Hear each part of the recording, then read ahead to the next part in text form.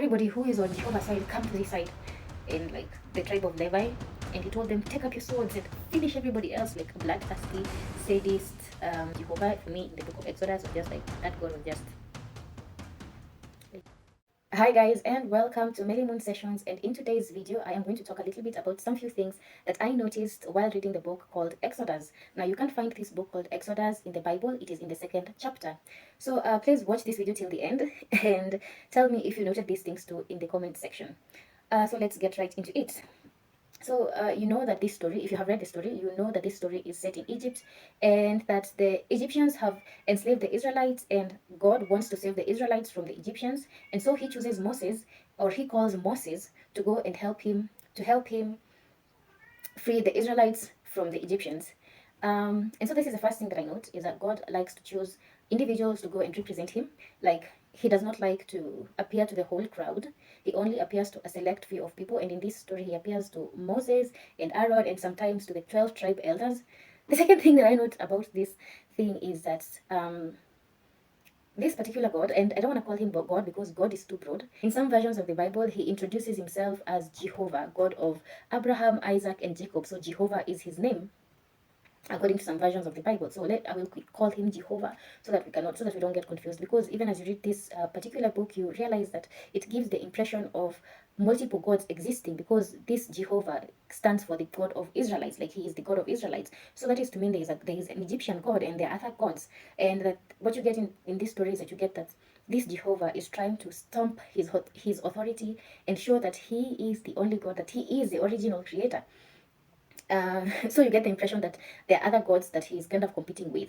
And yeah, so the other thing that you kind of note is that it's either that this Jehovah is very ignorant, or like he's not omnipresent.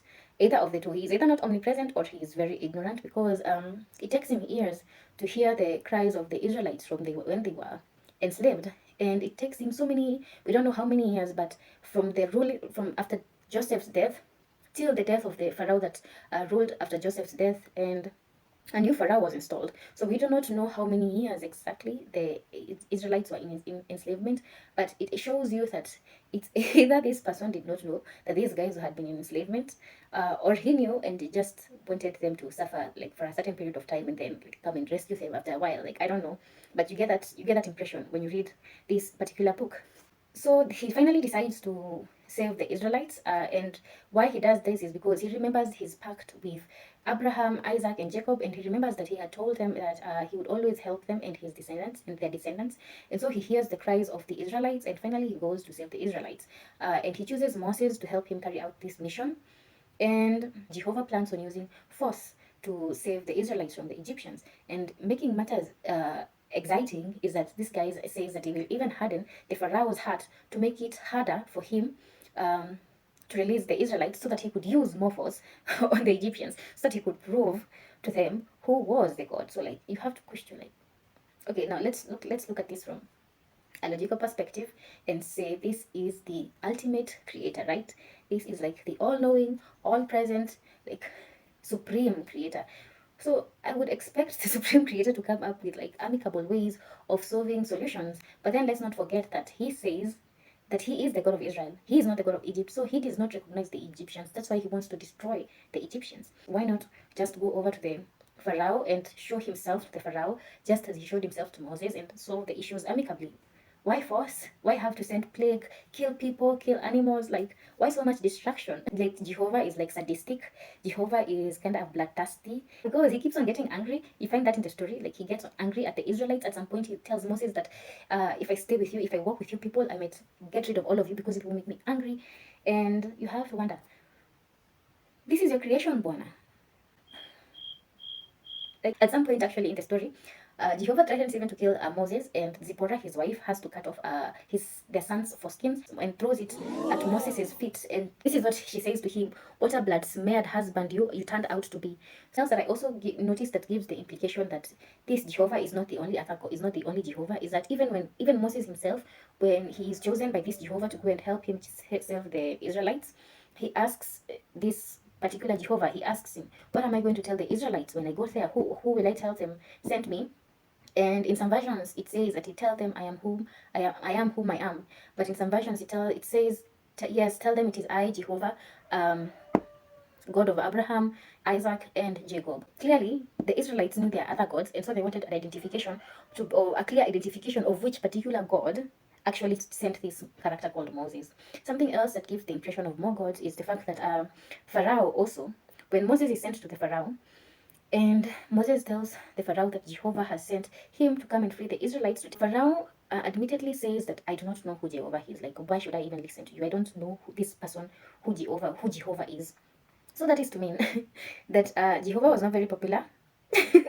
Jehovah was not very popular, and even the Egyptians did not know him, or maybe the Pharaoh pretended not to know the Jehovah, but he knew him.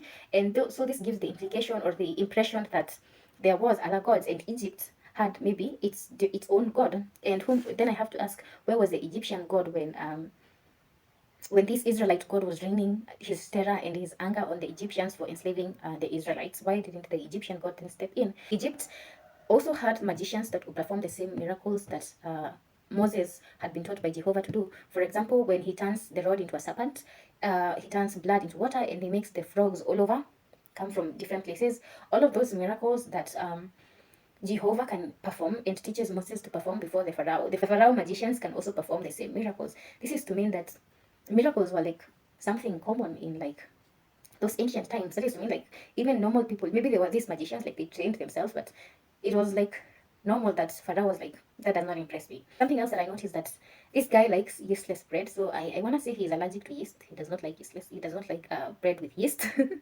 And something else I noted is that these guys also claim to have saved a specimen, a museum specimen that was hidden in the ark in the tabernacle, so that future generations would find this manna. So manna was hidden apparently, so that future generations would find the manna, and then they would know that Jehovah was actually somebody who actually reigned. Somebody who existed. So it's interesting. I wonder if that specimen has ever been found. Something else I also noted in this story is that the Israelites don't really trust this guy called Jehovah. Like, they keep on questioning him. I don't know why.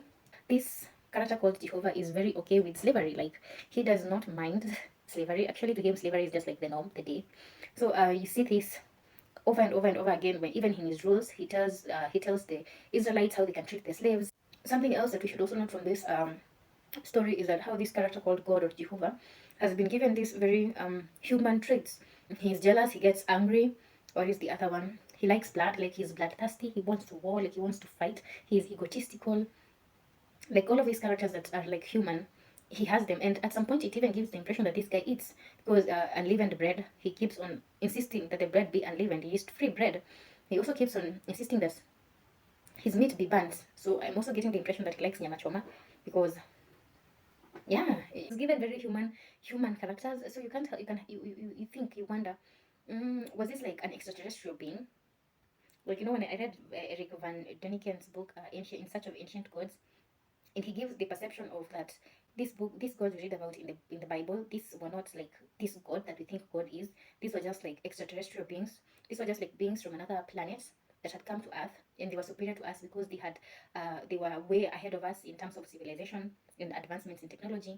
And so these guys could demonstrate some interesting things to us, and we would fall and worship unto them because they knew things we did not know. Like, they had this type of technology that we did not have. So to us, everything they did was like godlike. This was like, oh my god. And so you get these characteristics when you read about this character called Jehovah in the book of Exodus. You get this feel that this is a very human kind of like character, and you get the feel of that there's a possibility then that Eric von Daniken could be correct. Like, this is not like an all supreme, all knowing, all powerful creature that is acting, that is playing this character called God or Jehovah. This is like um, a person, who is very powerful, who has figured out some few things that we are yet to figure out. Who was this story meant for? Like, what is the audience for this book called Exodus? Who was the audience? And then something else, who was the writer? Was this like Moses writing down his scenarios in his journal, and then somebody went and copied his stories? Because the stories are very particular. Like, they know so many things. Like, so it gives the impression that this is like something like Moses himself wrote,